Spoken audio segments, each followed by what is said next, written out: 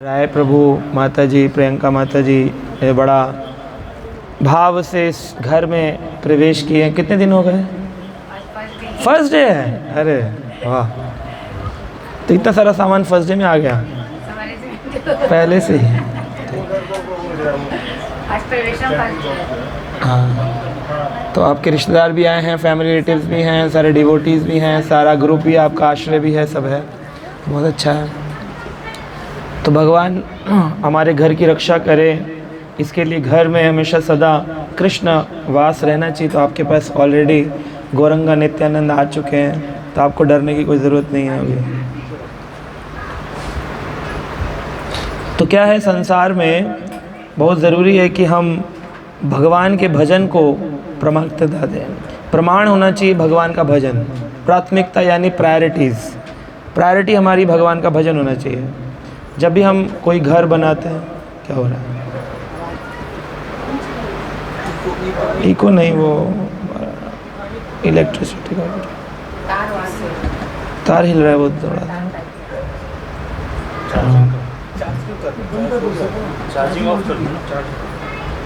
हरे कृष्णा। ठीक है, थोड़ा इको कम कर दोगे तो भी चल जाएगा।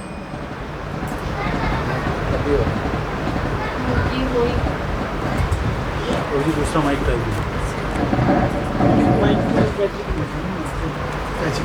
नहीं, इसका सेल का प्रॉब्लम है, इसका सेल का प्रॉब्लम। हरे कृष्णा। कुछ और आवाज आने लगी अलग अलग बैकग्राउंड म्यूजिक।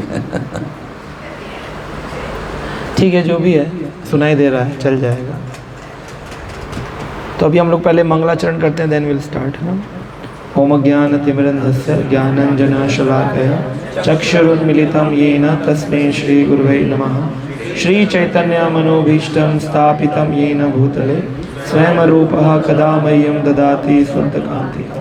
वन्देऽहं श्रीगुरो श्रीयुतपदकमलं श्रीगुरून् वैष्णवांश्च श्रीरूपं साग्रजातं सहगण रघुनाथान्वितं तं सजीवं साद्वैतं सावधूतं परिजन सहितं कृष्ण चैतन्य देवं श्री राधा कृष्ण पादान सहगण ललिता श्री विशाखान्वितं।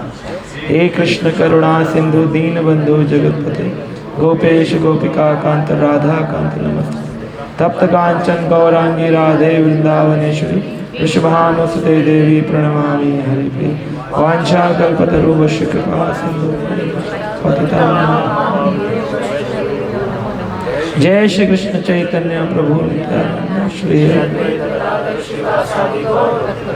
हरे कृष्ण कृष्ण कृष्ण हरे हरे, हरे राम राम राम।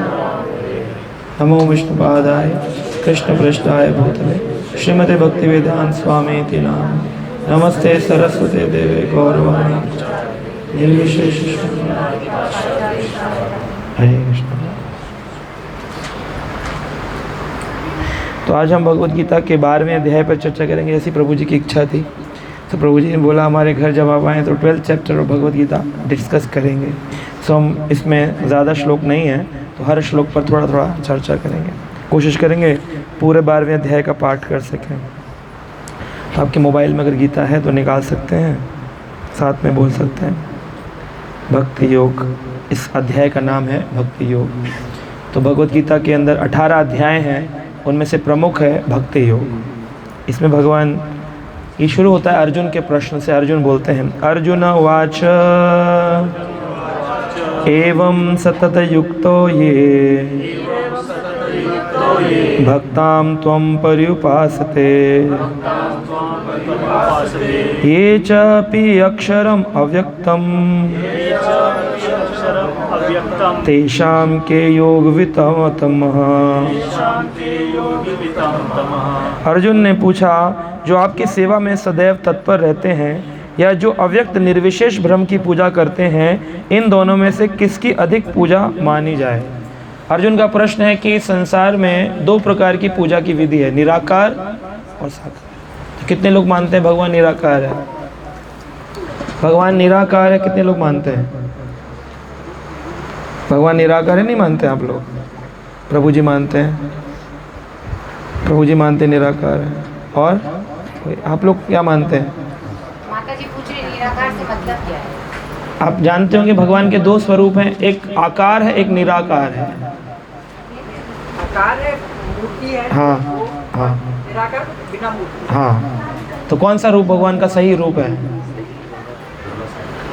मूर्ति से पूजा करने में आसानी होती है ना, इसलिए अद्वैता उनका ओरिजिनल रूप क्या है? भगवान का ऊपर धाम जो है, कहते हैं मरने के बाद भगवान से मिलूंगा, तो भगवान भगवान तो सब एक ही है ना। हाँ। कोई शिव है, कोई जो भी मान रहे हैं, या मुस्लिम अपने उनको मान के, गॉड तो एक ही है। हाँ, तो कौन सा गॉड है? वो इंसान है कि वो निराकार है? उसका कोई आकार है? नहीं है। कैसा दिखता है वो गॉड? नहीं, वो तो हम बताएंगे ही, लेकिन आपसे प्रश्न है, अभी तक आप लोगों के जीवन के 40, 50, 60, 70 सालों में क्या अनुभव हुआ? भगवान कौन है? यस, भगवान को नहीं जानते आप लोग, नए हैं। Who is God?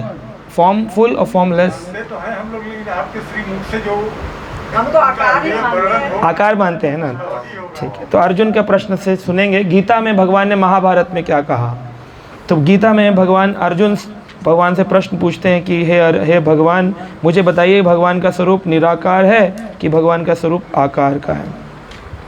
तो भगवान ने अगले श्लोक में इसका उत्तर दिया। भगवान कहते हैं, श्री भगवान उवाच। अब किसने बोला है इसको? भगवान ने। अब गीता किसने बोली? कृष्ण जी ने। तो यहाँ पर लिखना चाहिए था श्री कृष्ण उवाच, लेकिन लिखा क्या है? इसका मतलब कृष्ण ही, ये हम नहीं बोल रहे हैं। 5000 साल पहले लिखा था। 5000 साल पहले ना मेरा जन्म हुआ था ना आपका हुआ था।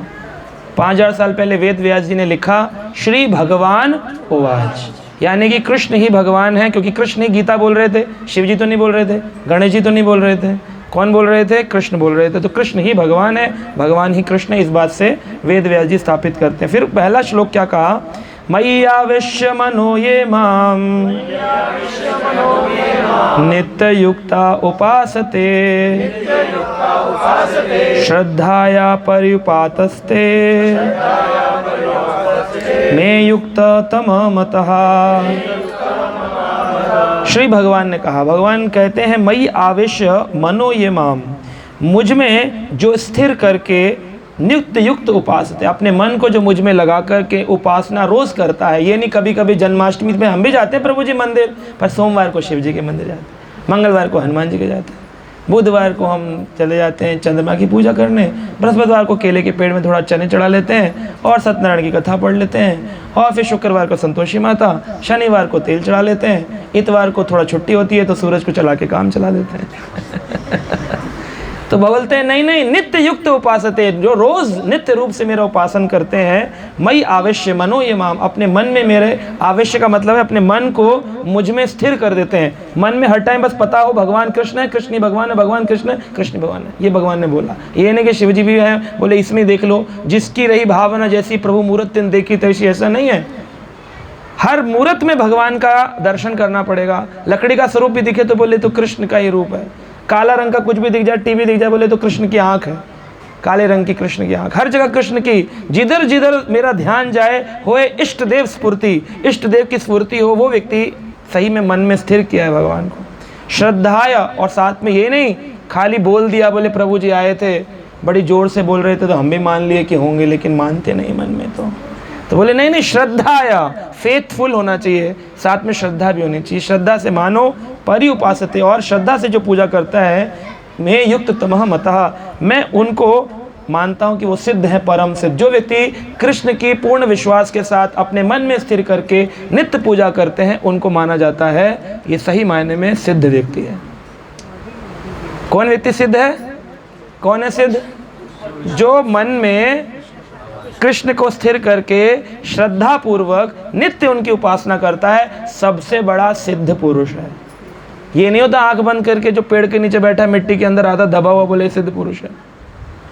ये सिद्धि नहीं है। सिद्धि है नित्य जो कृष्ण की सेवा कर सके श्रद्धा पूर्वक मन में स्थिर करके। आगे भगवान कहते हैं, लेकिन जो लोग अपनी इंद्रियों को वश में करके तथा सबों के प्रति संभाव रखकर परम सत्य की निराकार कल्पना के अंतर्गत उस अव्यक्त की पूरी तरह से पूजा करते हैं, सर्वव्यापी हूँ, सब कुछ है, वह समस्त लोगों के कल्याण में संलग्न रहकर अंततः मुझे प्राप्त करते हैं। तो भगवान का एक मार्ग है निराकार मार्ग और एक मार्ग है साकार मार्ग। तो क्या भेद है दोनों में? दोनों ही रास्ते भगवान ने बताए।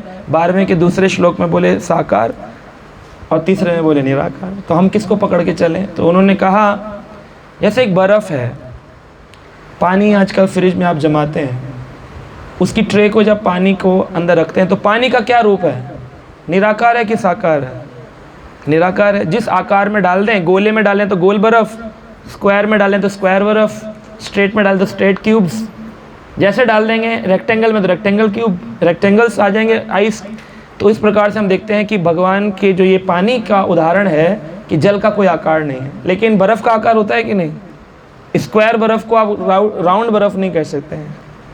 तो इस तरह से साकार कब बनता है, निराकार से साकार कब होता है? जब टेम्परेचर कूल होता है, कूल ठंडा। तो जब कूलनेस होती है, शांति प्राप्ति होती है, मन में उद्वेग कम होते हैं, मन के वेग, उदर के वेग, सारे वेग रुक जाते हैं, काम क्रोध है ना, जितने ये वेग हैं जो हमको परेशान करते हैं। मन का वेग आया तो चल दिए पिक्चर देखने, लगा बेटा वो ये लगा नई वाली लाल सिंह चड्डा लगा ले, ऐसी है ना कोई पिक्चर लाल सिंह, पता नहीं आने वाली है, हैं अभी आई नहीं है। तो जो वो ये देखेंगे, मन का वेग आ गया तो देखने पहुंच गया पिक्चर। तो ये मन का वेग है। जुबान का वेग आ गया तो किसी को गाली दे दी, बोले प्रभु जी वैसे तो माला करते पूजा करते, पता नहीं लेकिन क्या हुआ हमारे पड़ोसी ने गाड़ी पार्किंग कर दी हमारे एरिया में, मन पता नहीं, हमने तो आज पूरी एकदम मतलब सब सुना डाली जो भी आती थी गाली, उसके कान से खून निकाल दिया, इतनी बोली हमने। मन का वेग, जुबान का वेग, मनसा वेगम वाचो वेगम मनसा वेगम, क्रोधा वेगम, क्रोध आ जाता है। एक थे वो अपने बच्चों को लेके अमेरिका रहते थे, अमेरिका में रहते थे बच्चों के साथ में, तो बच्चे की पिटाई कर दी गई, थप्पड़ मारा बच्चे को, सुनता नहीं है, उसने पुलिस में फ़ोन मिला दिया, पुलिस आ गई, बोले आप लोगों को पता नहीं है अमेरिका में देयर इज़ अ रूल, आप बच्चे को मार नहीं सकते, आप अंडर अरेस्ट हो जाएंगे अगर आपने अपने बच्चे को मारा, आपका बच्चा आपका नहीं है, सरकार का है, बाद में हमारा भविष्य है, ये हमारे लिए सिटीज़न है अमेरिका का। तो बोले अच्छा। तो जैसे तैसे उन्होंने 1 साल काटा, उसके बाद भारत आए, एयरपोर्ट पर आए, एयरपोर्ट पे उतरे, धड़ा मार रहे थे। बच्चा कह रहा है भूल गए, कह रहा है तू भूल गया, भारत आ चुका है।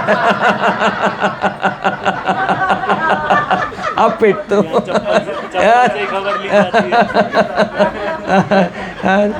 तो इस देखो ये अलग अलग रूल अलग जगह अप्लाई होते हैं, है ना। तो जहाँ कूल रहता है, शांत रहता है, वहाँ टेम्परेचर कम रहता है। आदमी कहता है ना आज पता नहीं क्या हुआ, टेम्परेचर पारा बहुत हाई है। कभी कभी पति घुसने से पहले पूछता है बच्चों से, मम्मी का पारा ठीक है? कह रहा है पापा हाई है बहुत। तो फिर घबराता, कहता है अच्छा तो फिर मैं घोड़ा घूम कर आता हूँ। तो पारा अगर हाई रहेगा तो पिघल जाएगा, और प्रभु को प्राप्त करना है उनके साकार स्वरूप को, जो उनका आदि रूप है, तो अपना पारा लो रखना पड़ेगा, ठंडक रखनी पड़ेगी। और हृदय में ठंडक तभी आएगी जब वेग वश में होंगे। वाचो वेगम, मनसा वेगम, क्रोध वेगम, उदर वेगम, उपुष्ट वेगम। ये सारे वेग जो हैं, उदर के वेग, खाने की भूख लगी तो कचौड़े पे कचौड़ी खा रहे हैं, भले बाद में फिर हाजमोला खा के टॉयलेट जाना पड़े, लेकिन अभी भूख लगी है, बोले पेट भर गया लेकिन मन नहीं भरा। ये क्या है? वेग है। वेग अंदर से दबाता है, जैसे यूरिन का वेग आता है तो आदमी कहते हैं कंट्रोल नहीं हो रहा है, अब जाना ही पड़ेगा, इसे वेग कहते हैं। जब अंदर से प्रेशर पड़ता है, वेग आता है। मन का वेग आएगा तो आदमी वो काम करेगा जो मन चाह रहा है। उधर का जो काम है, उधर वेग देगा तो वो काम करेगा जो उधर का वेग है। वचन वेग देगा तो तेरी बोल ही जाएगा, फिर वो रोक वेग इतना आया कि बुलवा ही दिया उसको, उससे रुका नहीं गया। तो ये वेग वश में होते हैं, वो व्यक्ति सही मायने में शांत व्यक्ति होता है। तो शांत जब होंगे तब भगवान का साकार स्वरूप नजर आता है, वरना निराकार भी एक मार्ग है उन लोगों के लिए जो गर्म स्वभाव के हैं। तो ये मार्ग है लेकिन दुर्लभ है। आगे भगवान कहते हैं जिन लोगों ने मन परमेश्वर के अव्यक्त निराकार रूप के प्रति आसक्त है, उनके लिए प्रगति कर पाना अत्यंत कष्टप्रद है। जिन लोगों ने भगवान को निराकार मारा है कि ईश्वर अल्लाह तेरो नाम सबको संपत्ति दे, भगवान संपत्ति देना, सम्मति अलग बात है, लेकिन आजकल क्या बोलते हैं, संपत्ति दे भगवान। ईश्वर अल्लाह तेरो नाम सबको संपत्ति, पहले सम्मति था, अभी संपत्ति दे भगवान। वैसे एक्चुअली देखा जाए तो इस भजन को हमारे ही भारत के प्राचीन नरसिंह मेहता नाम के एक भक्त थे, उन्होंने इस भजन को गाया था कि वैष्णव जन तेने कहिए जे पीर पराई जाने रे। क्योंकि वो गुजरात के संत थे, पोरबंदर में आज भी उनका घर है नरसिंह जी का। जब आप द्वारका से सोमनाथ जाएं तो रास्ते में पोरबंदर में नरसिंह जी का घर दिखता है। नरसिंह मेहता वहाँ के रहने वाले थे, बड़े ऊंचे भक्त थे। भगवान कृष्ण का साक्षात्कार हुआ, भगवान उनके घर में आके उनके खेतों में काम करते थे, उनकी सेवा करते थे। तो ऐसे जो नरसिंह मेहता थे, अब यहाँ पर ये समझने वाली बात है कि जो महात्मा गांधी हुए, उन्होंने इस भजन को बदल दिया, उसमें डाल दिया ईश्वर अल्लाह तेरो नाम। लेकिन ये जो नरसिंह मेहता जी के भजन में नहीं है, और ये भजन उनका भी नहीं। लोग किसी से पूछ गए थे महात्मा गांधी ने, महात्मा गांधी ने का लिखा हुआ नहीं है, महात्मा गांधी जी ने तो खाली इसको दोहराया। नरसिंह मेहता जी का भजन है, और उस पूरे भजन को आप चेक कर सकते हैं, गूगल में जाके डालिए वैष्णव जन तेने कहिए बाई नरसिंह मेहता, और पूरा भजन पढ़ लीजिए। उसमें एक भी लाइन नहीं है ईश्वर अल्लाह तेरो नाम। ये महात्मा गांधी जी ने ऐड कर दिया, ताकि हमारे भारत के जो दो समुदाय हैं, हिंदू और मुस्लिम, उनके भेद बंद हो जाए। तो ये पॉलिटिकल लीडर्स ऐसा करते थे। तो महात्मा गांधी जी के लिए बोला जाता है, बोले गीता पढ़ते थे, among political people he was spiritual person, कि देखो गीता पढ़ता है। लेकिन जो असलियत में गीता पढ़ते थे वो कहते इसको तो आती नहीं है। तो among spiritual person he was politician person. Politicians उसको भक्त मानते थे और भक्त उसे पॉलिटिशियन मानते थे। तो इस तरह से उन्होंने इसको भेद कर दिया, भजन को बदल दिया, जैसे हमने बदल दिया अभी ईश्वर अल्लाह तेरो नाम, सबको सम्मति नहीं की जगह संपत्ति दे भगवान। तो इस तरह से बदल दिए जाते हैं भजनों को, अर्थों को। तो गीता से लोगों ने भगवान को निराकार भी स्थापित कर दिया, लेकिन बोल रहे हैं अगर निराकार करना भी चाहो ये बड़ा कष्टप्रद है। क्यों कष्टप्रद है? जैसे आपने कहा कि मूर्ति के प्रति आस्था रख सकते हैं। बोले आप किससे प्रेम करते? बोले मेरी प्रेमिका बहुत सुंदर है, मैं उससे बहुत प्रेम करता हूँ। कह दिखाओ फोटो, क्या फोटो नहीं है, निराकार है। कह कोई तो स्वरूप होगा, क्या स्वरूप नहीं है उसका, तो वो तो अव्यक्त है, व्यक्त नहीं हुई है। जिस दिन मुझे दिखेगी मैं तुमको भी दिखाऊंगा। लेकिन रोज स्वप्न में आती है, रोज मुझसे प्रेम करती है। कह रहे दिखती कैसी है, बस यही तो नहीं पता चल रहा। तो कैसा प्रेम है ये जिसमें दिखाई नहीं है? तो प्रेम किससे किया आपने? डार्कनेस से। बोले भगवान एक लाइट है, भगवान एक डार्कनेस है, भगवान एक ब्लैक होल है, भगवान एक शक्ति है। कौन है वो? प्रेम के साथ कैसा हुआ? ये तो बड़ा रूखा प्रेम हुआ ना। जैसे बिग बॉस में बोलते हैं बिग बॉस को देखा ही नहीं, बस वो बोलता रहता है, ये सुनते रहते हैं। ऐसा क्या प्रेम होगा? दिखना तो चाहिए व्यक्ति जिससे प्रेम हो। तो इस तरह से भगवान कह रहे हैं कि रास्ता निराकार का है, लेकिन उन लोगों के लिए जिनका हृदय गर्म स्वभाव का है, जिनके हृदय में वेग बहुत सारे हैं, उनके लिए मैं निराकार हूँ। लेकिन मेरा शाश्वत रूप है साकार रूप, कृष्ण रूप मेरा साकार स्वरूप है। ये भी गीता में लिखा है, भागवत में लिखा है, कृष्णस्तु भगवान स्वयं, स्वयं भगवान है। आगे कहते हैं जो अपने सारे कार्यों को मुझ में अर्पित करके तथा अविचलित भाव से मेरी भक्ति करते हुए मेरी पूजा करते हैं और अपने चित्त को मुझ पर स्थिर करके निरंतर मेरा ध्यान करते हैं, उनके लिए पार्थ जन्म मृत्यु के सागर को शीघ्र उद्धार कर देता हूँ। ये जो जन्म मृत्यु का चक्र है, डेथ और बर्थ साइकिल, किसके लिए उद्धार करता हूँ? जो अपने सारे कार्य मुझे अर्पित करते हैं। सारे कार्य कैसे अर्पित करेंगे? सुबह उठे ब्रश किया, कैसे अर्पित करें भगवान को? कैसे करेंगे? जब ब्रश करें तो मन में ये विचार लाएं, ये तो मैं इसलिए कर रहा हूँ ताकि मैं भगवान के पास जाऊँ तो मेरे मुंह से दुर्गंध ना आए। ब्रश करके ऑफिस जाते हैं सोच कर के ऑफिस में लोग क्या कहेंगे, कितनी इसके मुंह से बदबू आ रही है। अगर ये बात सोचे कि कृष्ण के मैं भगवान के सुबह आरती करने जाऊँगा तो मेरे मुख से दुर्गंध आएगी, तो मेरा मुख स्वच्छ रहना चाहिए, तो ये मंजन करना भी आत्मरंजन करना हो गया है। तो सोचिए ये है भक्ति। हर चीज़ मुझे करनी है। खाना बनाया अपने इंद्र तृप्ति के लिए बनाया, गुलाब जामुन खाएंगे, मज़े उड़ाएंगे, पार्टी करेंगे, हरि बोल हरि बोल हरि बोल, लेकिन इसलिए किया कि आज मुझे कृष्ण के लिए बनाना है। तो ये भाव परिवर्तित होते ही फल परिवर्तित हो जाएगा। जैसे भाव में परिवर्तन, फल में परिवर्तन। तो भाव रखना है कि ये कृष्ण के लिए बना रहे हैं। मटर पनीर बनाए तो कोई दिक्कत नहीं, लेकिन पत्नी आगे पति से पूछती है आज क्या खाओगे? तो पति को क्या बोलना चाहिए? देख लो जो ठाकुर जी खाएं वो खा लेंगे। पति भी बता रहा होता है ये बना ले वो बना ले, फिर भोग लगा लेते। भगवान कहे तुम तो खुद ही आपस में खा रहे हो, मेरे को क्यों जबरदस्ती भोग लगा रहे हो? तुम तो अपने लिए बना रहे हो ना।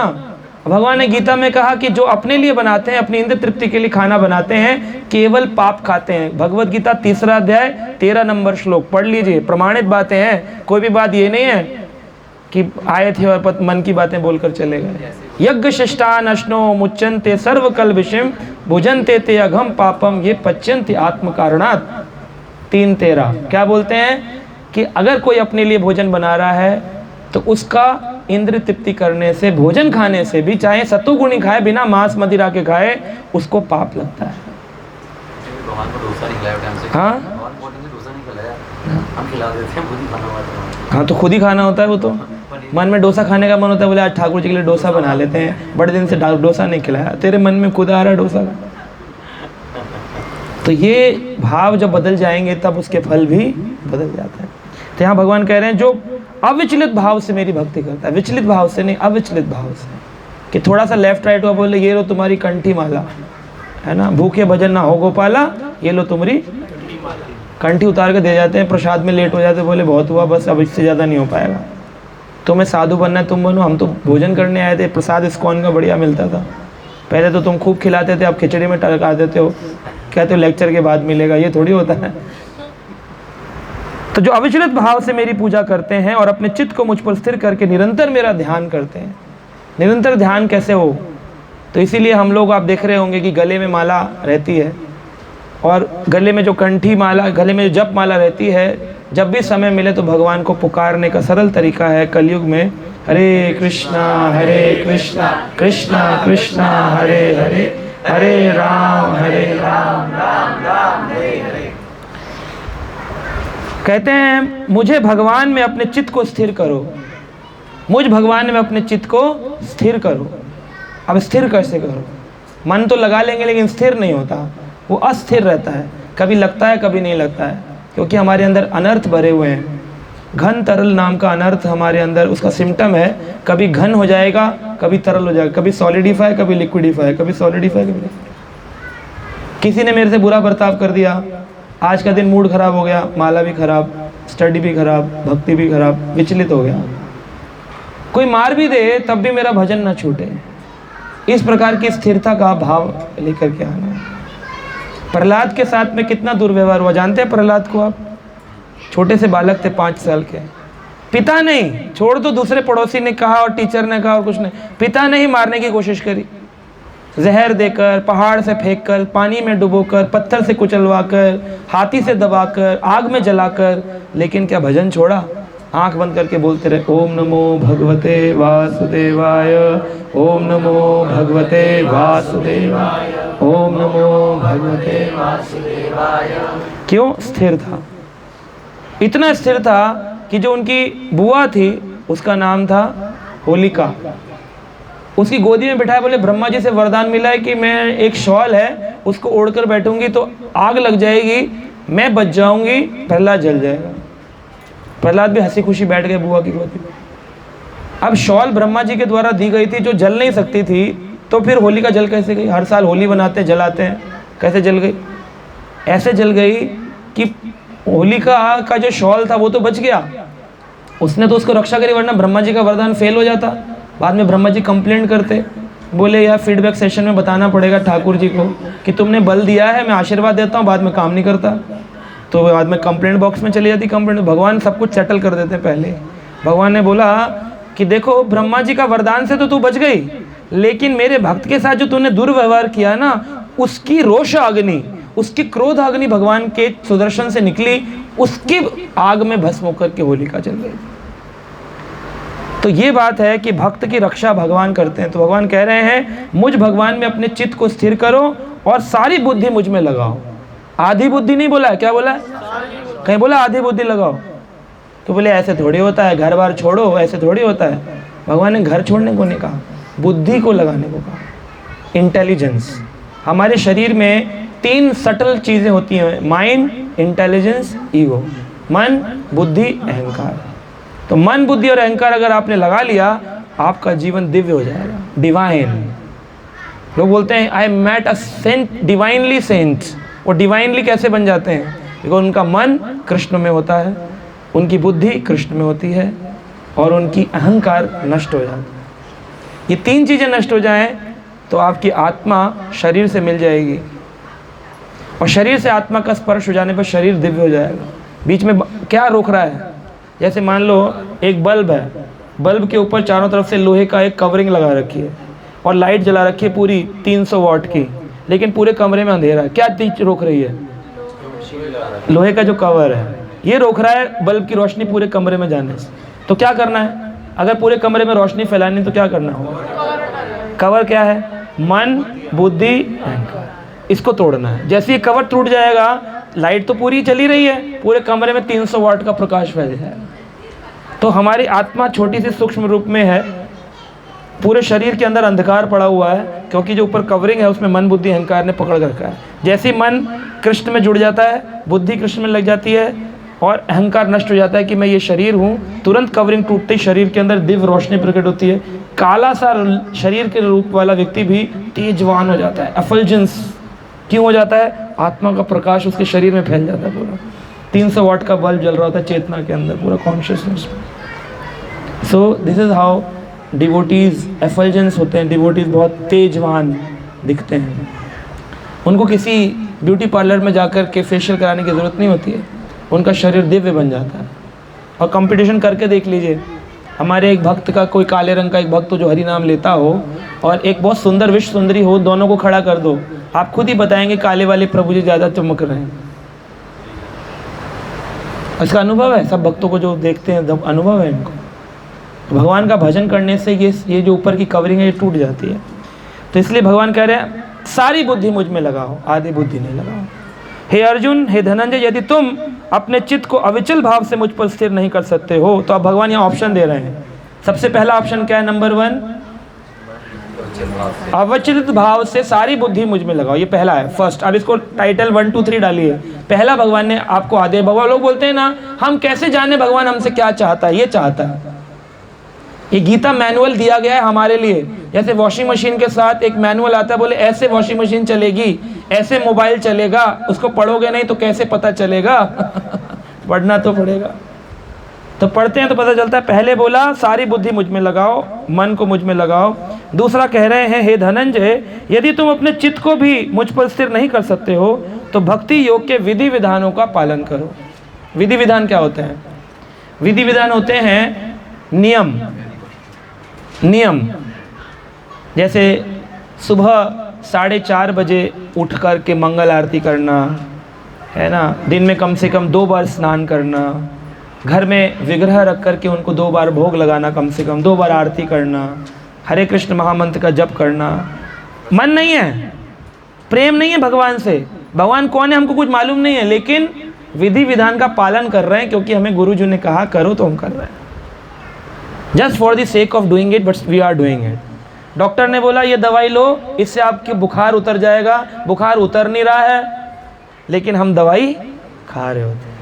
हमें ना दवाई में टेस्ट आ रहा होता है, ना हम इच्छा से खा रहे होते हैं, पर हमें पता होता है बुखार उतरेगा अगर ये दवाई लेंगे।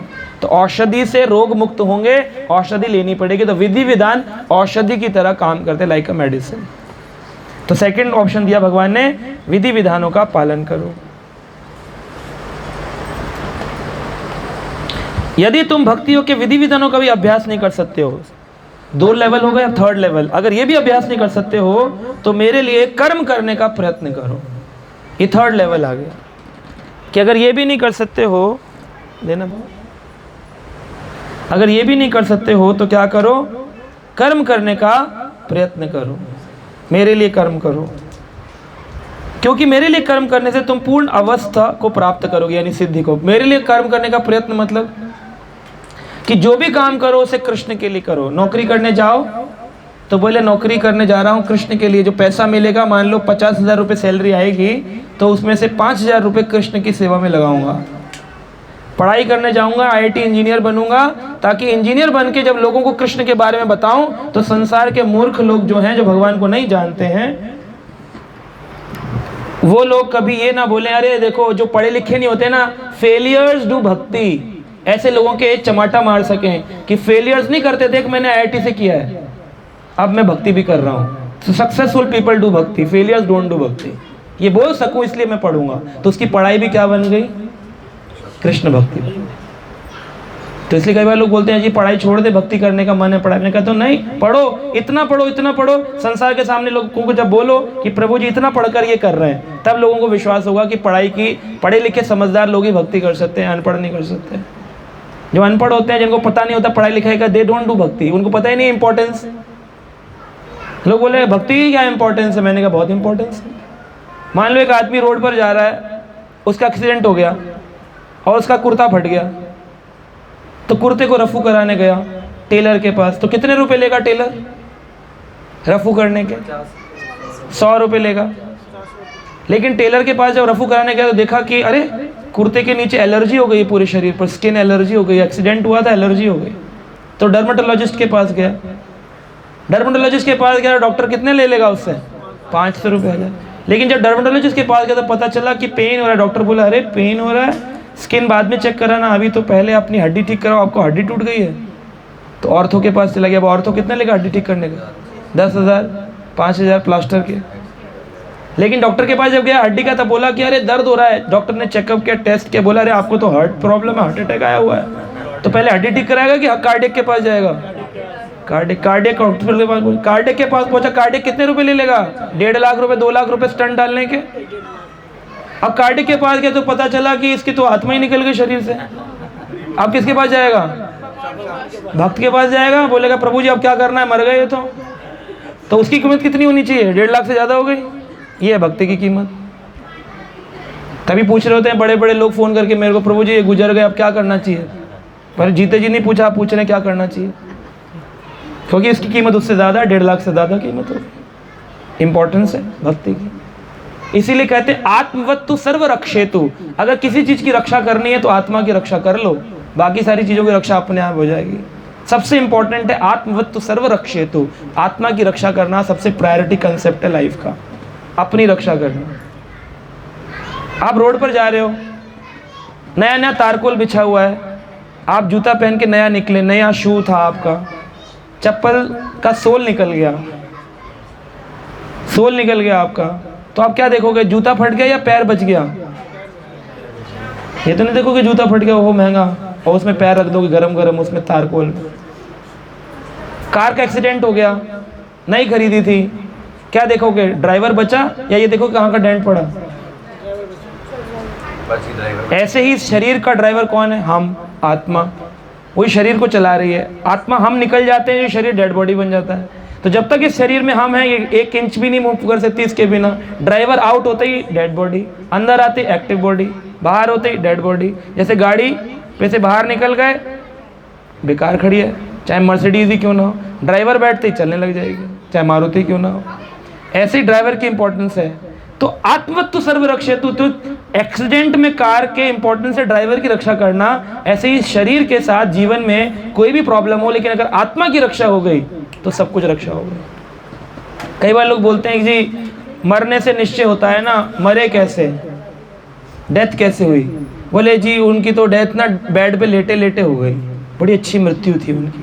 बोले वो तो इतना भजन करते थे, वो तो उनको तो आग लग गई, उसमें मरे वो, तो बेटर है ना, इससे अच्छा तो ना करो। देखो बेड पे मर गए, वो भजन करके आग में मरे, तो बेटर है कि मत करो भजन। लोग अपना, जैसे एक बार एक आदमी डॉक्टर के पास गया, बोला मैं शराब बहुत पीता हूँ। डॉक्टर बोला ठीक है मैं आपका साइकोलॉजिकल ट्रीटमेंट करता हूँ। 2 शराब के उसने जार बनाए, एक में शराब थी, एक में शराब नहीं थी। शराब वाले में कीड़ा छोड़ा, एक में पानी था उसमें कीड़ा छोड़ा। इसका कीड़ा चलता रहा, इसका कीड़ा थोड़ी देर बाद नीचे गिर गया। बोला इससे क्या समझे? बोला इससे ये समझा शराब पीने से पेट के कीड़े मर जाते हैं। डॉक्टर कुछ और समझाना चाह रहा था, वो अपना परसेप्शन लगा रहा था। तो समझने वाली बात है कि समझा रहा है कोई, उसमें से आप परसेप्शन क्या ले रहे हैं? तो आत्मवत्तु सर्व रक्षेतु। तो लोग बोलते हैं मरा, उससे फाइनल होता है कि डेथ जैसे हुई, उससे पता चलता है उसकी गति क्या हुई। ऐसा कुछ भी सिस्टम नहीं है, इससे कोई रिलेशन नहीं है कि किसकी डेथ कैसे हुई। अगर कोई भजन करता था और सिद्ध पुरुष था, जैसे आज ही हमारे हिज ऑनेस्ट तमाल कृष्ण गोसाई महाराज की आविर्भाव तिथि, बर्थडे है उनका वो जा रहे थे जब मायापुर से कुलिया की ओर, तो रास्ते में उनका एक पेड़ से टकरा कर एक्सीडेंट हो गया। तो क्या बोले? एक्सीडेंट हो गया है, इससे तो बड़ी बेकार मृत्यु है। ऊपर का शूज कैसे फटा, ऊपर की गाड़ी में क्या डेंट पड़ा, इंपॉर्टेंट है ड्राइवर बचा कि नहीं बचा, पैर बचा कि नहीं बचा, आत्मा का क्या हुआ। वो इतना भजन करते थे, उनकी आत्मा भगवत धाम को गई, भगवान के प्रभुपाद की सेवा में गई। तो आत्मवत्तु सर्वरक्षे, तो ये समझना चाहिए, समझ नहीं पाते लोग अपना परसेप्शन लगा लेते रहते हैं एक्सटर्नली, क्या हुआ, आय है ऐसा हुआ, ओहो ऐसा हुआ, है ना। तो ये समझने वाली बात है कि आपने अपनी आत्मा की रक्षा कितनी की। तो ये भगवान बोल रहे हैं कि अगर ये भी नहीं कर सकते हो तो कम से कम मेरे लिए अपने कार्यों को करने का प्रयत्न करो। ये थर्ड लेवल भगवान ने बताया, विधि विधानों को करो और मेरे लिए अपने कर्मों का करने का प्रयत्न करो। किंतु यदि तुम मेरे इस भावनामृत में भी कर्म करने में असमर्थ हो, अगर तुम ये भी नहीं कर सकते कि मुझे अपने कर्म अर्पित करो, तो समस्त फलों का त्याग करके मुझे अर्पित करो।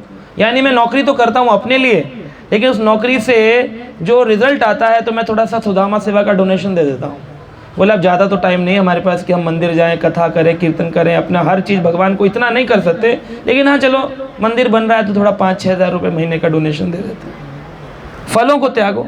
तो ये इस लेवल में आ गए, 4th लेवल में। ये भी नहीं कर सकते तो भगवान कहते यदि तुम ये अभ्यास नहीं कर सकते हो तो ज्ञान के अनुशीलन में लग जाओ।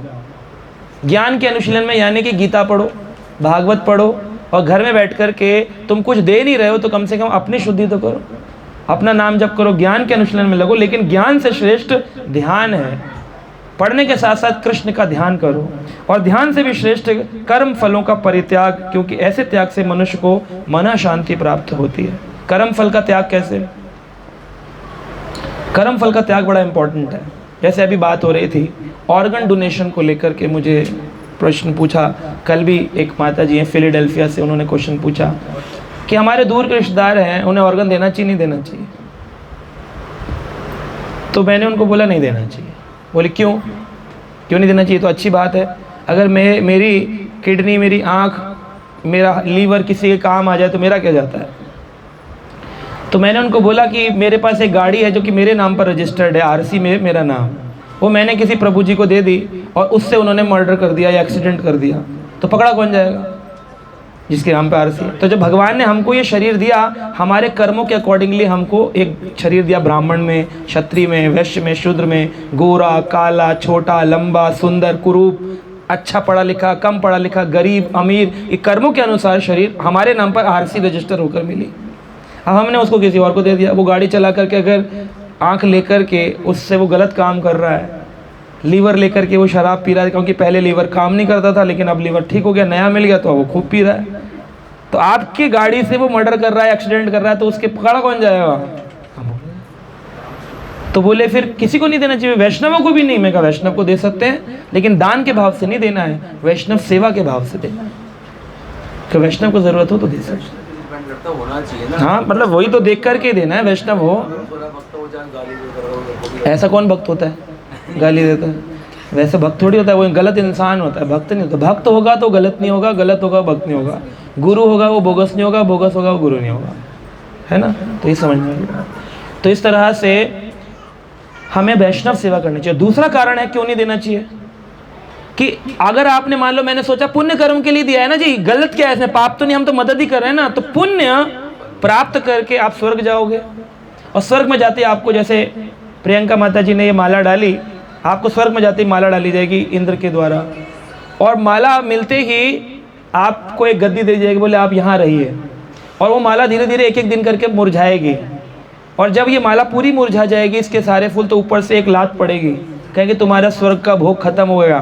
जैसे वीज़ा खत्म हो जाए अमेरिका में तो क्या करती है सरकार? भाग कहती वापस जाओ। तो स्वर्ग से वापस कहाँ भेज दिया जाएगा? पृथ्वी पर आ गए पुनः, जहाँ से गए वहीं आ गए, लौट के बुद्धू घर को आए।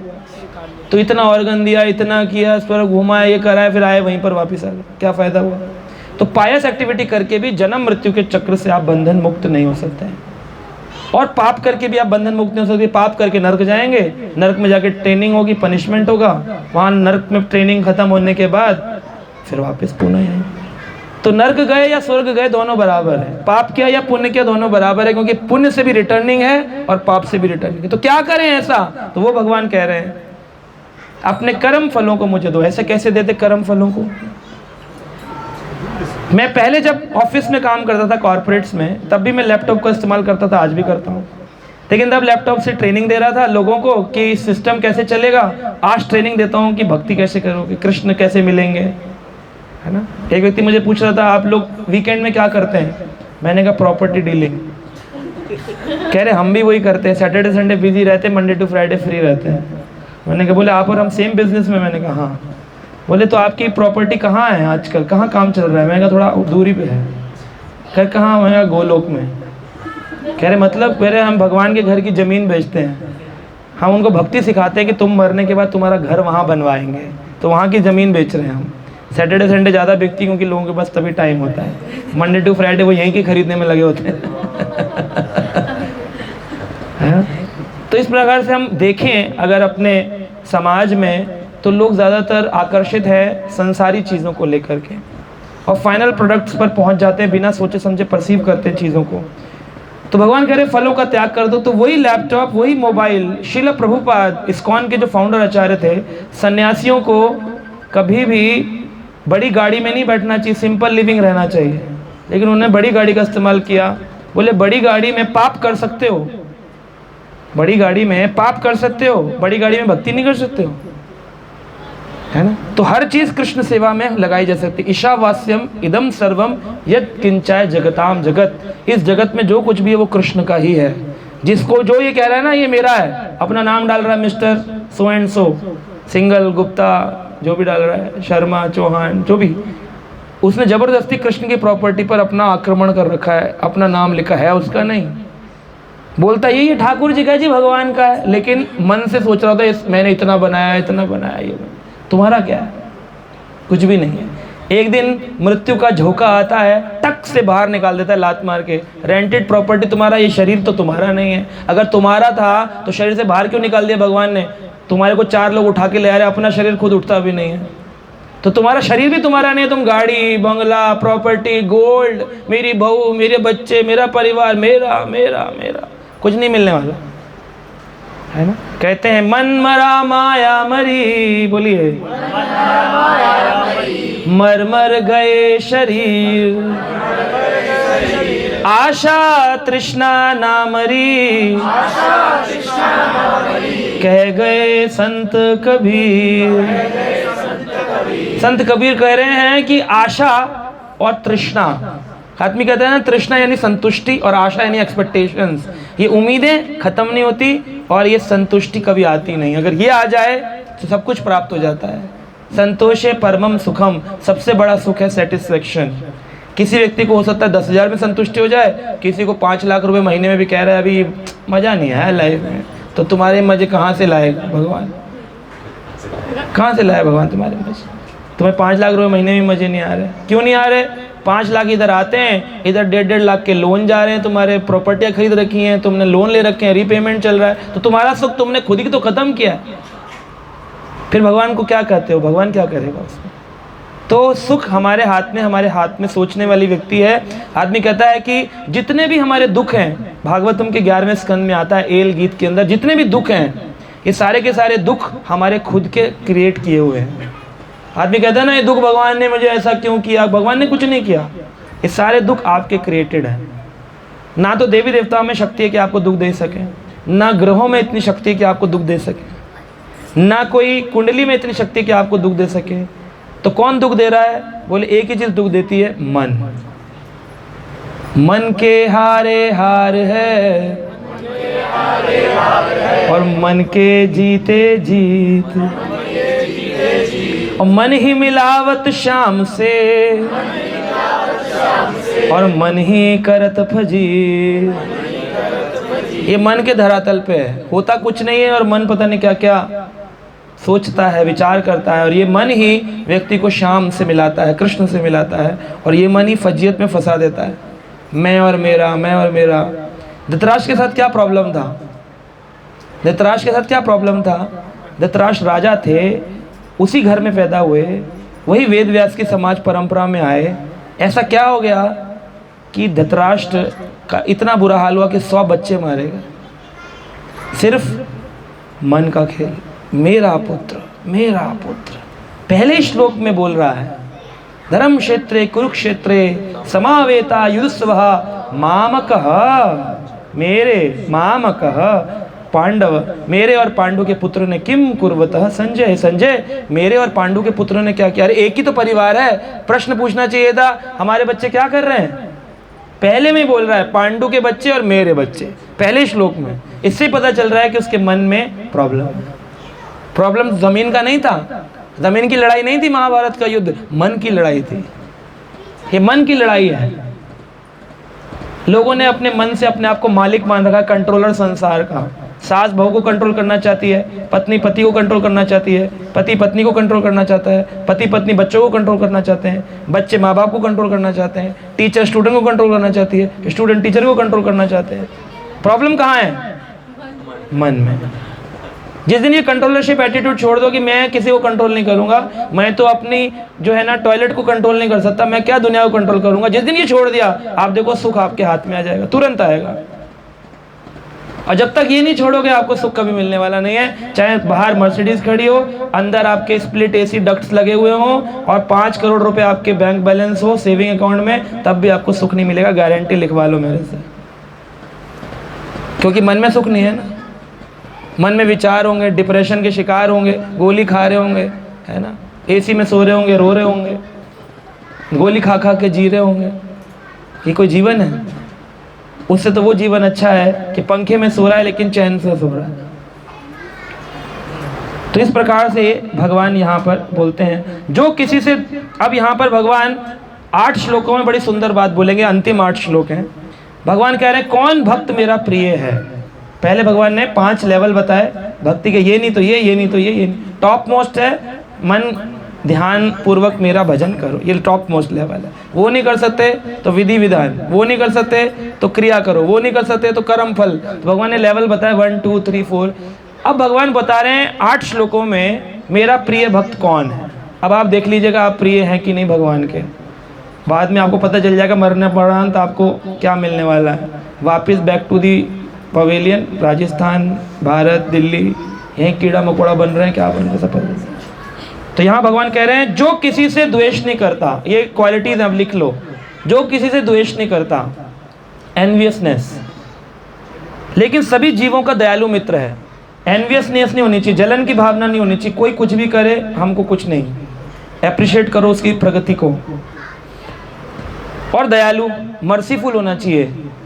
आदमी कहे हम तो मांस खाते हैं, अपने मुंह से खाते हैं, किसी का कोई बिगाड़ते थोड़ी, क्या प्रॉब्लम है।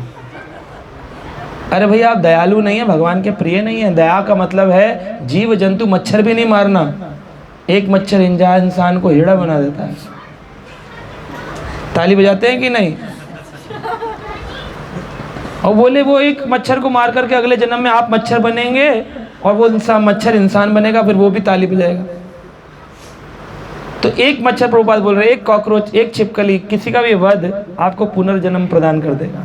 तो सोच समझ करके ऐसे मत बजाओ, मार दिया एक मच्छर, ऐसे नहीं होना चाहिए। ये क्रिया है। Action has equal and opposite reaction. Every action जो करेंगे सो भरेंगे। कबीरा खड़ा बाजार में सबकी मांगे खैर। कबीर दास जी कहते हैं मैं तो सबके लिए प्रार्थना करता हूँ, है ना। कबीरा तेरी झोपड़ी गल कटियन के पास। कई सारे लोग मांस खाते थे, बोले जो करेंगे सो भरेंगे, तू क्यों है उदास। सबकी क्रिया का सबको फल मिलेगा, तुम क्यों टेंशन लेते हो।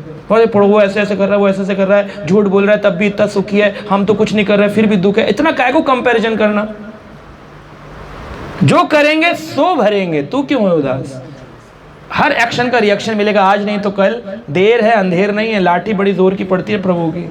इसलिए जो गलत कर रहे हैं, हो सकता है आज बड़ी गाड़ी में चल रहे हो, कल वही बड़ी गाड़ी पहाड़ से नीचे गिरेगी, फिर दुख का भंडार आता है।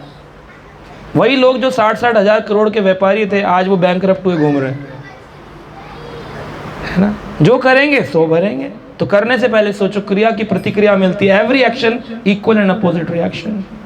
ये भक्ति अगरबत्ती जलाने का विषय नहीं है, खिचड़ी खिलाने का विषय नहीं है कि हम भी बृहस्पतिवार की खिचड़ी बनाते हैं। केले के पेड़ में ताने चने के दाने चढ़ाना भक्ति नहीं है। ये भक्ति है विचार का विषय है, अपने जीवन में परिवर्तन का विषय है। एनवियस नहीं होना, दयालु होना, जो अपने को स्वामी नहीं मानता। मैं मालिक नहीं हूं संसार का, सबका मालिक कृष्ण है। मिथ्या अहंकार, फॉल्स ईगो से मुक्त है।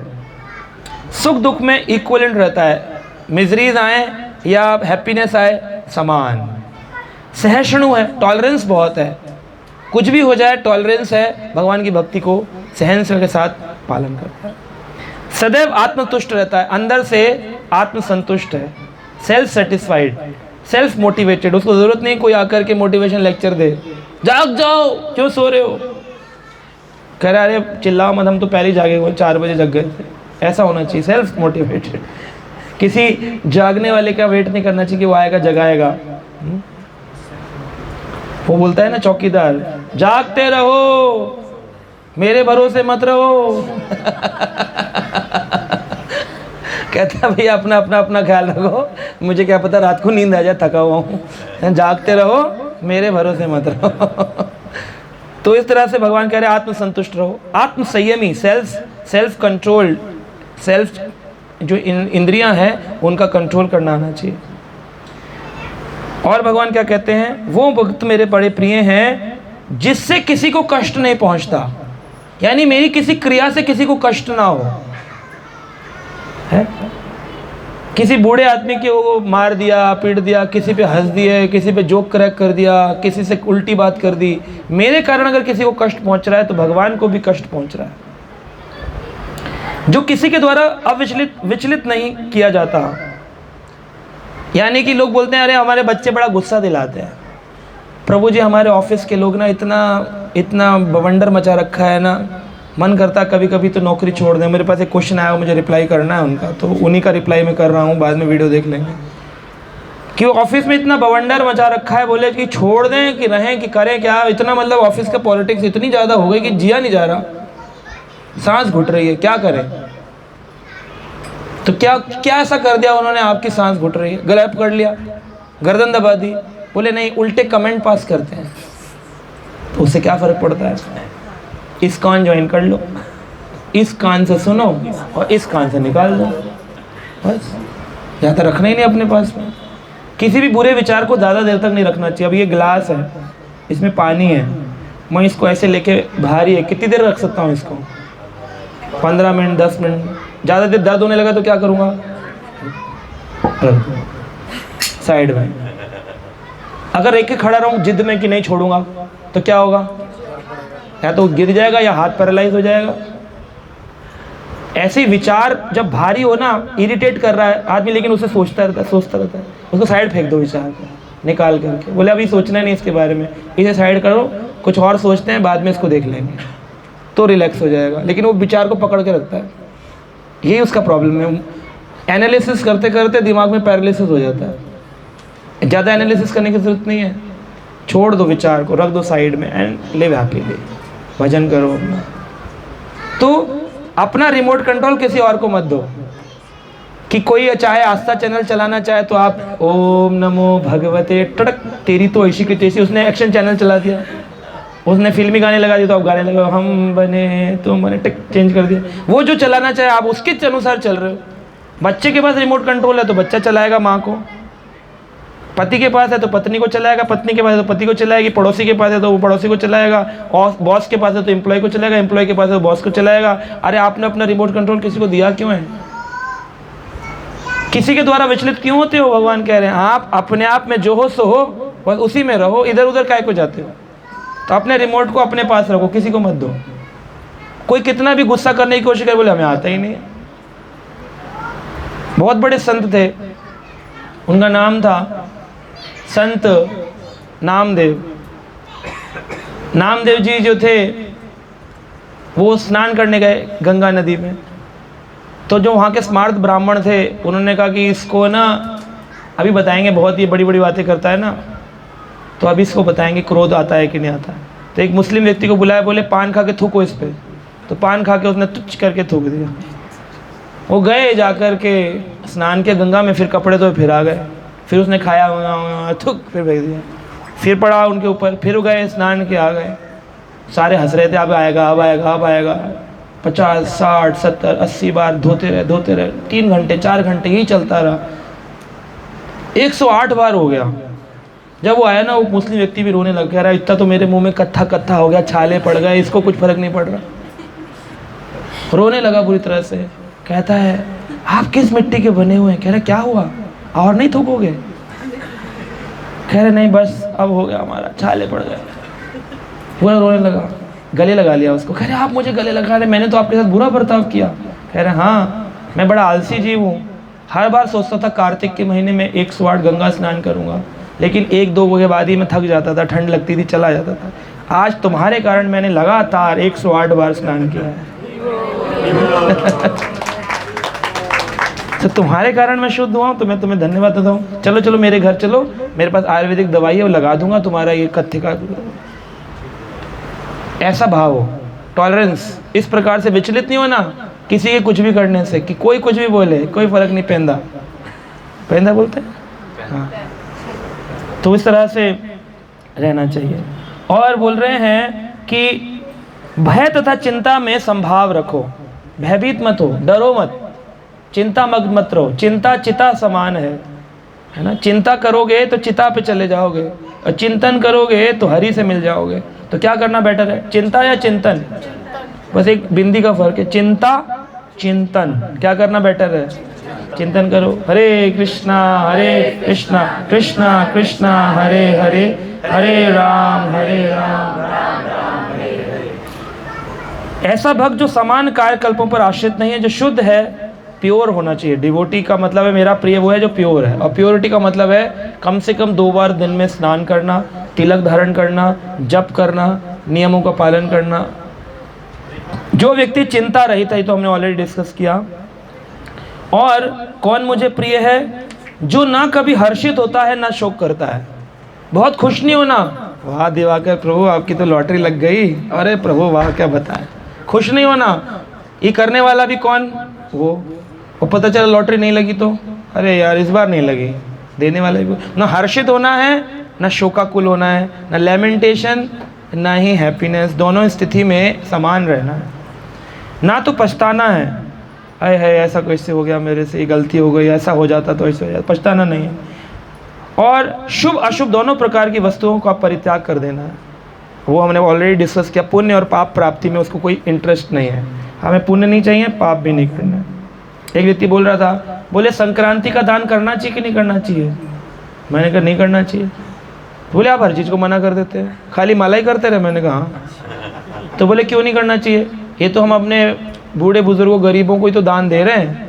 मैंने कहा तो 13 तारीख को ही क्यों दे रहे हो? 14 को दे दो, 15 को दे दो, 16 को दे दो। तुम्हें इतना दया का भाव है क्योंकि तुम्हें मन में अंदर सूक्ष्म बात ये है कि मुझे पुण्य चाहिए। शुभ की प्राप्ति भक्त को, भगवान को पसंद नहीं है। भगवान कह रहे शुभ अशुभ दोनों का त्याग करो, दोनों नहीं करने। शुभ लाभ नहीं लिखना है घर पे ला करके दिवाली में, है ना। तो इस तरह से ये शुभ अशुभ दोनों का परित्याग कर देता है, ऐसा भक्त मुझे अत्यंत प्रिय है। जो मित्र तथा शत्रुओं के लिए समान है, मित्र और शत्रु दोनों के लिए समान है। अब ऐसा बड़ा मुश्किल है, कहना तो बड़ा सरल है लेकिन होना बड़ा मुश्किल। मित्र को भी लड्डू खिलाए और शत्रु को भी लड्डू खिलाए। शत्रु का तो लड्डू गलती से चला जाएगा, छीन लेगा, मुंह से निकाल लेगा, भाई क्या तेरे गलती से चला गया। हम यहाँ देखते हैं कि जो द्रोणाचार्य थे, उनको पता था कि द्रौपदी का भाई जो है धृष्टद्युम्न, वो अंत में उनका वध करेगा, क्योंकि जो द्रुपद महाराज थे उन्होंने उत्पत्ति करी थी इसीलिए कि मुझे द्रोणाचार्य से बदला लेना है। तो यज्ञ में से द्रौपदी और धृष्टद्युम्न 2 बच्चे पैदा हुए। कहा धृष्टद्युम्न तुम्हें द्रोणाचार्य को मारना है। कह रहे अच्छा पिताजी, लेकिन इसकी ट्रेनिंग कहाँ से होगी? बोले द्रोणाचार्य से। द्रोणाचार्य के पास गए, द्रोणाचार्य को बोले मैं आया हूँ आपसे ट्रेनिंग लेने। उन्हें मालूम है ये मुझे मारने आया है, मैं बाद में खुद ही ट्रेनिंग दे। तो जो मित्र के साथ और शत्रु के साथ समान व्यवहार अर्जुन को जो सिखाया वही धृष्टद्युम्न को भी सिखाया, भेद नहीं किया। ये होता है सही व्यक्ति, टीचर। इक्वल ट्रीटमेंट किया उन्होंने। जो मान तथा अपमान में, शीत तथा गर्मी में, सुख या दुख में, यश में और अपयश में इक्वल बना रहा, इक्विपोइज्ड। दूषित संगति से सदैव बचता है, गंदे लोगों का संग नहीं करना। दुष्ट संग नहीं दे विधाता, जासे भलो नरक का वासा। नरक दे दे लेकिन दुष्ट आदमी का संग ना दे, क्योंकि दुष्ट आदमी क्या करता है, आपके मन में इतने डाउट क्रिएट करता है, आपके अच्छे खासे चलते रास्ते पर आपको धक्का पड़वा देगा। एक गलत आदमी मिल गया, गड़बड़। उसी घर में धृतराष्ट्र है, दुर्योधन है, उसी घर में पांडव, अर्जुन है, युधिष्ठिर है, दोनों एक ही कुल में पैदा हुए।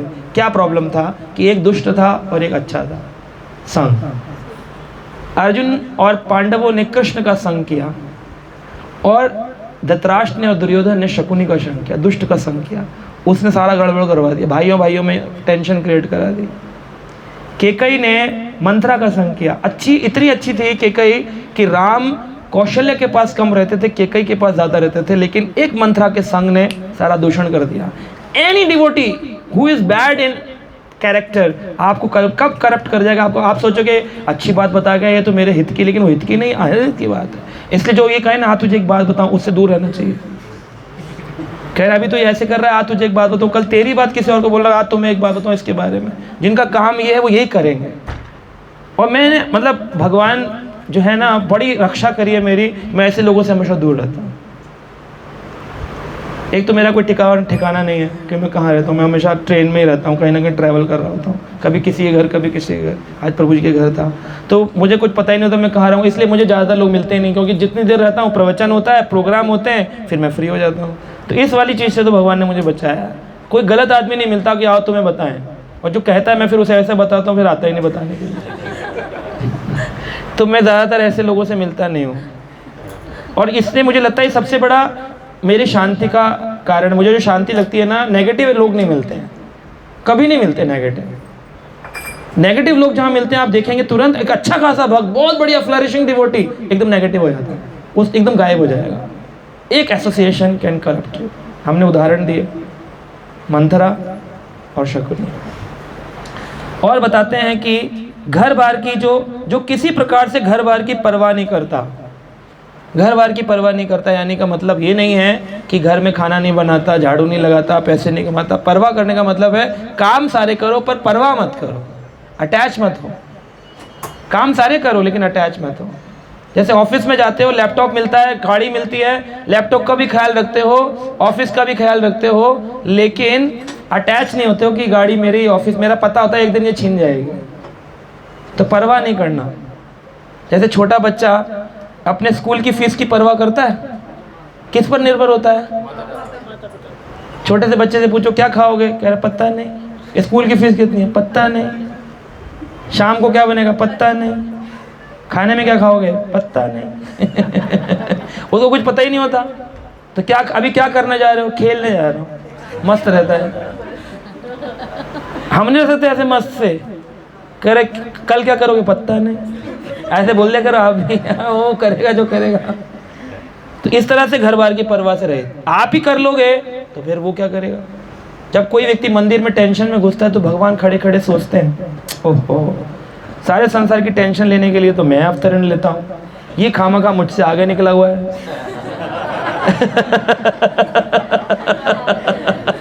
ये टेंशन लेके बैठा है, फिर मैं क्या करूँगा।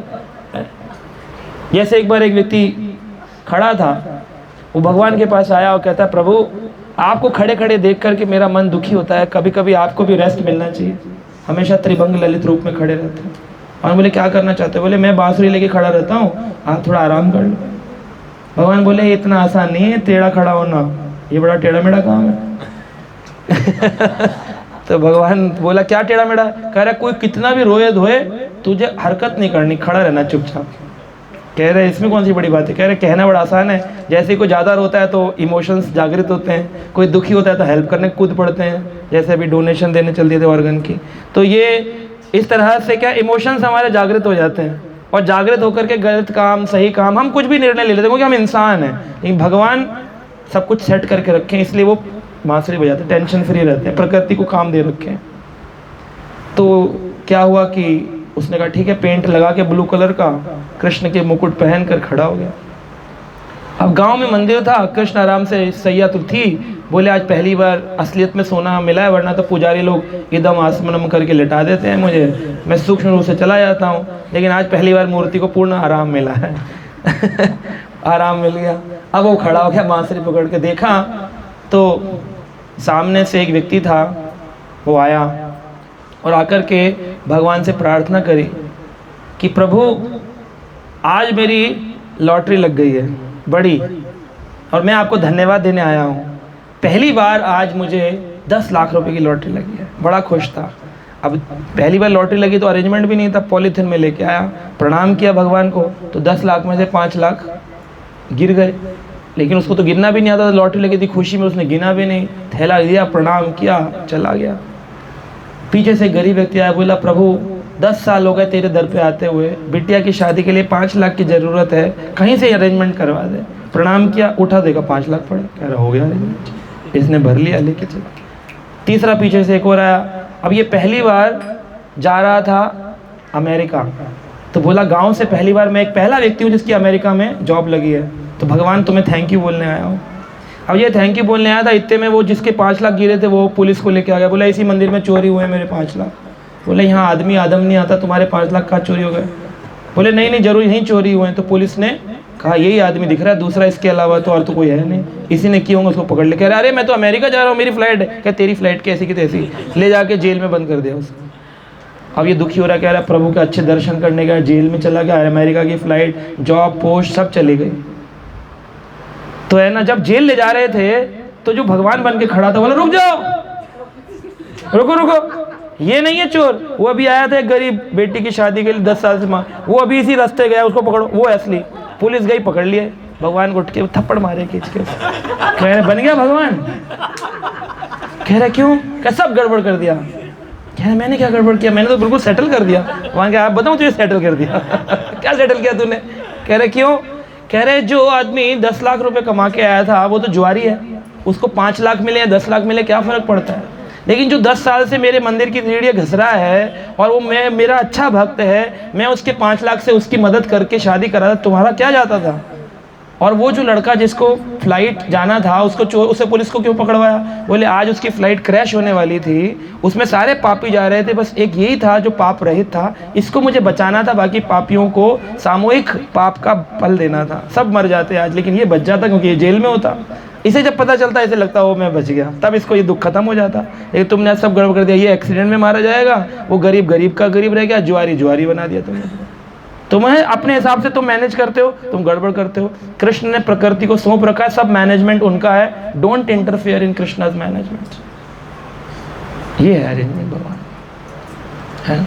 तो ये भगवान कह रहे हैं कि दूषित संगति से बचो और हमेशा आत्मसंतुष्ट रहो, घर परिवार की परवाह मत करो, ऐसा पुरुष मुझे अत्यंत प्रिय है। और आखिरी श्लोक में भगवान कह रहे हैं जो इस भक्ति के अमर पथ का अनुसरण करते हैं, मुझे अपना चरम लक्ष्य बना करके वह भक्त मुझे प्रिय है। जीवन का अल्टीमेट टारगेट क्या है? कृष्ण।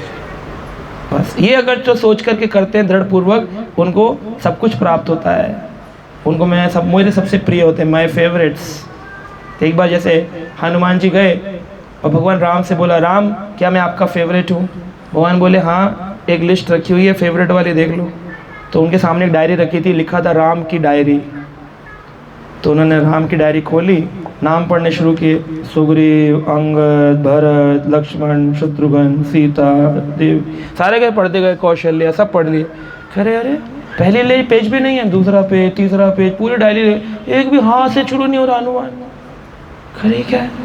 भगवान से आके बोले प्रभु मैं तो आपका इतना भजन करता हूँ, आपका मैं प्रिय नहीं, मुझसे क्या गलती हो गई? भगवान बोले कौन सी डायरी देखी? अरे वो जो टेबल पे आपने कर रखी। कह रहे अच्छा छोटी वाली नहीं देखी? तो अंदर से निकाली, भगवान ने ऐसे निकाल के दी छोटी डायरी। तो छोटी डायरी थी, खोली, उसमें पहले ही नाम लिखा हुआ था फर्स्ट नंबर पे हनुमान। तो बोले इसमें तो लिखा है प्रभु, ये 2 डायरी कैसी? भगवान बोले कि नीचे जो रखी है ये वो डायरी है जो लोग मुझे प्रेम करते हैं उनका नाम मैं इसमें लिखता हूँ, और ये छोटी वाली डायरी वो है जिनको मैं प्रेम करता हूँ उनका नाम लिखता हूँ। तो हनुमान तुम्हारा नाम वो है क्योंकि मैं तुमसे प्रेम करता हूँ। तो ये हम देख सकते हैं कि भगवान का प्रिय बनना बड़ा मुश्किल है। भक्ति सिद्धांत महाराज हमारे श्रील प्रभुपाद कहते थे तुम भगवान को देखने का प्रयास मत करो, ऐसे काम करो कि भगवान तुम्हें देखने के लिए आए। कौन है ऐसा जो मेरे लिए इतना कर रहा है रात दिन? ऐसा काम करो कुछ विरला कि कृष्ण देखने आए हैं। तुम कृष्ण को देखने का प्रयास मत करो, दर्शन करने के लिए भगवान आए भक्त का, ये स्थिति आनी चाहिए। छोटी डायरी में नाम चाहिए, बड़ी में नहीं, ये लक्ष्य है। तो भगवान कहते हैं अगर ऐसा कुछ जीवन जिए वो मुझे अत्यंत प्रिय है। तो यहाँ पर हमारे कई सारे भक्त हैं, सब भगवान को प्रिय हैं ही, क्योंकि जो भजन कर रहे हैं, चैंटिंग कर रहे हैं, नियमों का पालन कर रहे हैं, भगवान को अत्यंत प्रिय हैं। और ये जप करने से ये जो गुण आपने लिखे ये ऑटोमेटिकली आते हैं। इसके लिए कोई अलग से सेमिनार करने की ज़रूरत नहीं है कि इस बार घर बार छोड़ो चलो हरिद्वार वाला सेमिनार करेंगे। घर बार की परवाह कैसे मुक्त हों, इस बार यश अपयश में समान कैसे करें। ऐसा कोई सेमिनार नहीं है, सिर्फ एक ही सेमिनार है, चैन थे। जितना ज़्यादा ध्यान से जप करेंगे, जितना अपने गुरुजनों पे प्रेम करेंगे, उतने ये बाई प्रोडक्ट्स में ऑटोमेटिकली रस प्राप्त होगा आपको, उतना ज़्यादा। तो जो नए लोग आए हैं उनको भी मैं ये रिक्वेस्ट करूँगा कि भगवान के नाम का जप अगर करते हैं बहुत अच्छी बात है, नहीं करते हैं you are wasting your human life. आप अपने मनुष्य शरीर को धोखा दे रहे हैं, कुछ नहीं मिलने वाला एंड में। वही लोग जिनके लिए आप बोल रहे हैं टाइम नहीं है ना, उन लोगों के पास आपके लिए टाइम नहीं होगा आपके लिए। आज ही मैंने एक वीडियो दिखाया, एक बच्चे का पुनर्जन्म हुआ है, उससे पूछा गया कि भाई तुम कैसे मरे, बोला एक्सीडेंट में मरा। कितने दिन तक अपने घर में रहे, बोला मैं 13 दिन तक अपने घर में रहा, अपनी डेड बॉडी के पास था, क्रिमिनेशन होने के बाद घर के पेड़ पर रहा, 13 दिन तक रहा। शास्त्र में भी लिखा है गरुड़ पुराण में कि आत्मा 13 दिन तक रहती है, और पेड़ पर रहा। बोले तो आपने कोशिश नहीं करी परिवार वालों से मिलने की? कोई बार कोशिश करी, परिवार वाले सुनते ही नहीं, तो आत्मा बोलेगी कैसे? और बोले उन्होंने कुछ आपके लिए पिंडदान क्रियाकर्म नहीं किए? बोले कुछ नहीं किया। चौथा कर देते हैं, चौथे दिन में प्रेयर मीटिंग बुला के फ्री हो जाते हैं, सब अपने अपनी नौकरी पर चले। लोगों के पास इतना भी टाइम नहीं है आपके लिए पिंडदान, आपकी पूजा पाठ, आपके लिए दान प्रतिज्ञान करें। जिनके लिए आपने पूरा जीवन दिया उनको आपके लिए 10 दिन भी नहीं है उनके पास आपके। और वो भगवान जो आपके साथ रहता है, उस भगवान के लिए आपके पास टाइम नहीं, आप कहते टाइम नहीं है। इस संसार में कोई भी ऐसा व्यक्ति नहीं है, यहाँ काफ़ी सारे प्रोफेशनल लोग बैठे हैं। प्रभु जी इंडियन एयरफोर्स से रिटायर्ड हैं और एमटेक इंजीनियर हैं IIT से। प्रभु जी के पास समय है। प्रभु जी हमारे डॉक्टर हैं, ये तिहाड़ जेल में MBBS डॉक्टर हैं UPSC में, इनके पास टाइम है। माता जी बैठी हैं, सॉफ्टवेयर इंजीनियर हैं, है ना। ये माता जी बैठी हैं, फैशन इन्होंने निफ्ट से फैशन टेक्नोलॉजी का काम किया, 25 साल की, इनके पास टाइम है। ये माता जी बैठी हैं, कॉर्पोरेट्स में काम कर चुकी हैं, अभी मंदिर में सेवा करती हैं, इनके पास टाइम है ना। ये प्रभु जी बैठे हैं, ट्रांसपोर्ट का बिजनेस करते हैं, इनके पास बिजनेस में से टाइम है। प्रभु जी PhD चैम्बर्स में काम करते हैं, इनके पास टाइम है। कोई व्यक्ति ये बोले मेरे पास टाइम नहीं है तो वो गलत बोल रहा है, झूठ बोल रहा है।